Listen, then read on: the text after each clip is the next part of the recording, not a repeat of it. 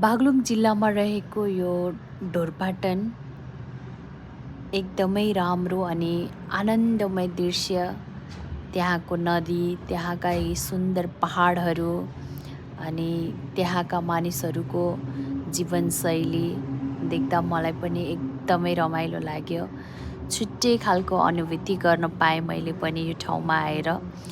बाटो चाहिँ अलिकति के अप्ठ्यारो भए पनि तर त्यहाँ पुगिसकेपछि ती गाह्रो दुविधा अप्ठ्याराहरू चाहिँ बिर्साउने ठाउँ पक्कै पनि यो ढोरपाटन रहेछ।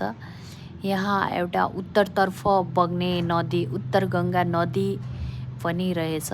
त्यसपछि यहाँदेखि नजिकै हामीले हिमाल पनि देख्न सक्छौँ। अनि यो ठाउँ चाहिँ साँच्चीकै यति आनन्द अनि एकदमै शान्तमय वातावरणमा थियो। मलाई त एकदमै रमाइलो शान्त आनन्द एकदमै मन छोयो यो ढोरपाटनले। यदि तपाईँहरू पनि यो ठाउँमा पुग्नु भएको छैन भने एकचोटि अवश्य पुग्नुहोला ढोरपाटन।